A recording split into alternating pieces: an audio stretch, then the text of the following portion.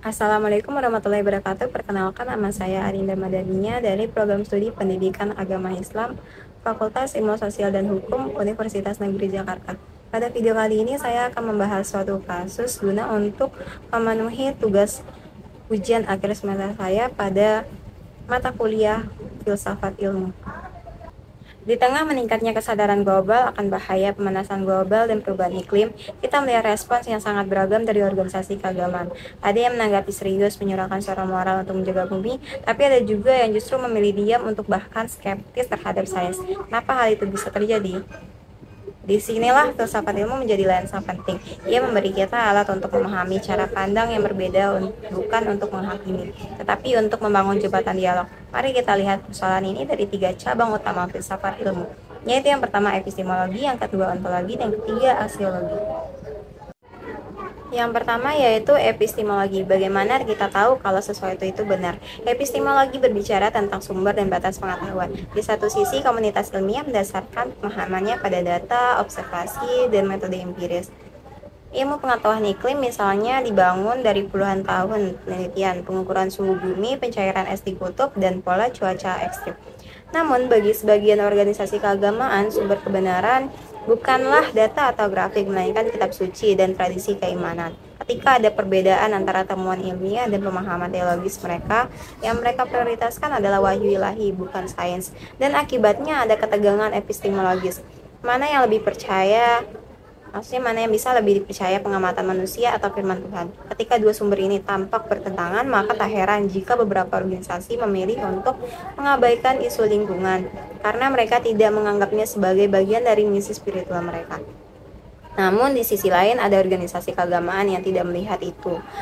Maksudnya ada organisasi keagamaan yang tidak melihat dari ilmu saja, tetapi ada dari iman. Dan sebagai dua kutub yang bertentangan, mereka menganggap sains sebagai salah satu cara Tuhan menyatakan ciptaannya.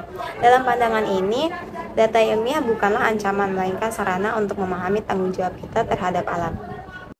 Kedua yaitu ontologi, apa yang dianggap ada dan bermakna. Ontologi mengkaji apa yang dianggap nyata dan bernilai dalam dunia ini. Dalam banyak tradisi keagamaan, realitas spiritual jauh lebih penting dibanding realitas material.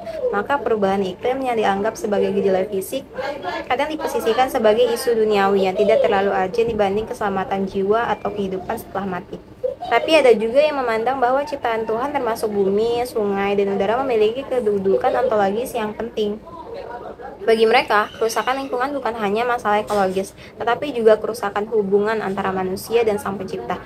Dalam kerangka ini, bumi bukan sekedar tempat tinggal sementara, melainkan bagian dari anugerah Tuhan yang harus dijaga. Jadi, perbedaan ontologis ini mempengaruhi apakah organisasi keagamaan menganggap isu lingkungan sebagai sesuatu yang suci dan bernilai, atau justru sebagai gangguan dari fokus utama spiritualitas. Ketiga, aksiologi, nilai dan tujuan pengetahuan. Aksiologi membahas nilai apa aja yang baik dan apa aja yang harus dilakukan. Kita bisa melihat dua orientasi berbeda. Organisasi agama yang skeptis isu lingkungan cenderung menilai bahwa tujuan hidup adalah keselamatan spiritualitas.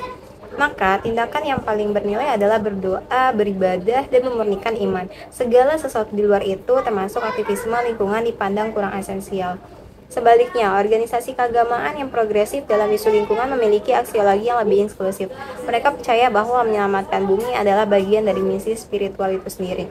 Mereka memaknai ayat-ayat suci bukan hanya secara teologis, tetapi juga ekologis. Misalnya ketika disebutkan bahwa manusia khalifah di bumi, itu bukan hanya simbol otoritas, tapi juga tanggung jawab moral dan menjaga kehidupan. Bagi mereka, iman yang tidak terjemahkan dalam tindakan konkret seperti mengurangi emisi karbon, melestarikan hutan, mengedukasikan umat adalah iman yang kehilangan makna sosial. Lalu pertanyaannya, apa yang bisa dilakukan? Disinilah kita perlu membangun jembatan antara sains dan agama. Pertama, kita perlu pendekatan dialogis, bukan konfrontatif. Para ilmuwan perlu memahami bahwa agama bukan sekedar mitos atau dogma, tapi sistem nilai yang mendalam. Sebaliknya, komunitas agama yang perlu diajak melihat bahwa sains bukan sekedar alat duniawi, tapi juga bisa menjadi sarana spiritual untuk mengenal ciptaan Tuhan lebih dekat. Dan yang kedua, jika kita perlu narasi bersama, sains bisa menjelaskan bagaimana bumi rusak, dan agama bisa menjelaskan mengapa kita harus peduli. Jika dua narasi ini bersatu, maka kita akan punya kekuatan moral dan intelektual untuk menghadapi krisis iklim.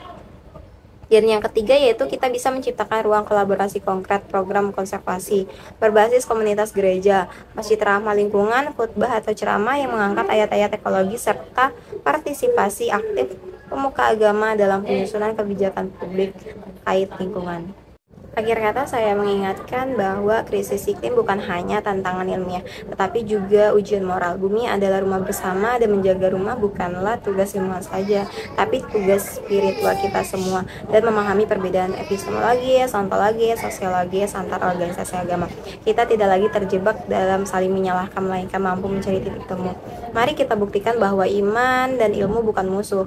Mereka adalah dua sayap yang bersama-sama bisa membawa kita terbang menuju dunia yang lebih adil, lestari, dan penuh kasih. Sekian penjelasan kasus 4 yang dapat saya sampaikan. Apabila ada kekurangan atau kesalahan, mohon dimaafkan. Wabillahi taufiq wal hidayah. Wassalamualaikum warahmatullahi wabarakatuh.